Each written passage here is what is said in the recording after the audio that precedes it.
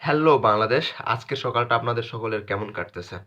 আসলে আমরা বাংলাদেশের যারা ক্রিকেট প্রেমীরা রয়েছি, তারা বাংলাদেশ টিমকে নিয়ে কিন্তু অনেক একটা সম্ভাবনার দুয়ার খুলে রাখি সবসময় এবং তাদের কাছ থেকে অনেক বেশি কিছু আশা করি।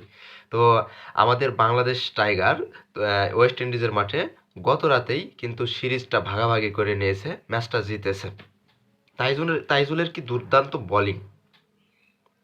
তাসকিন আহমেদ, নাহিদ রানার গতির উপর তো ওয়েস্ট ইন্ডিজের ব্যাটাররা একদম কি শুইয়ে ফেলেছে। নাহিদ রানা একদম শুইয়ে ফেলেছে তার বলের গতি দিয়ে, যেন উসাইন বোল্টের গতিতে যেন বল করতেছিল।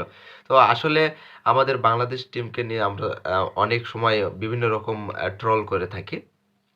খারাপ খেললে ট্রলটা শুনতেই হবে, কারণ বাংলাদেশ টিমটা যখন খারাপ খেলে এতটাই বাজে খেলা খেলে যেটা আমরা বাংলাদেশি সমর্থকরা মেনে নিতে পারি না।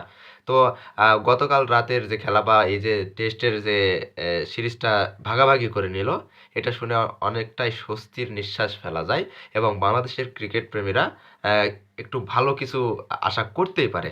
তো এই জায়গা থেকে কিছু কিছু বিষয় না বললেই নয়। নাহিদ রানার যে দুর্দান্ত বোলিং স্পেল, প্রথম ম্যাচে প্রথম ইনিংসে যে 5 উইকেট নিয়েছে এবং পরবর্তী ইনিংসে তাইজুল ইসলাম 5 উইকেট ফাইফার নিয়েছে।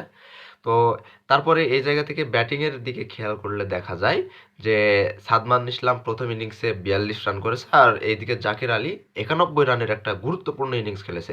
এই 91 রান অন্যান্য টাইমে 200 রানের সমান। ভাই বিশ্বাস করবেন না, এই 91 রানটা যে আমাদের ম্যাচ জয়ের জন্য কতটা গুরুত্বপূর্ণ সেটা বলে বোঝানো যাবে না।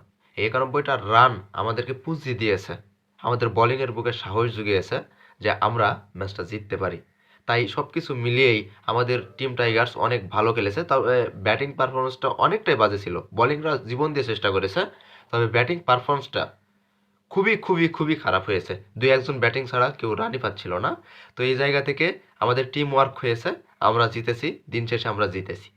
এটাই আমাদের কাছে অনেক বেশি কিছু, এবং আমাদের বিদেশের মাটিতে গিয়ে আমরা সিরিজটা যে ভাগাভাগি করে নিয়ে আসতে পেরেছি, এটা আমাদের বাংলাদেশে প্লেয়ারদের জন্য শুভকামনা, এবং সবসময় বাংলাদেশ টিম ভালো খেলুক এই আশাই করি।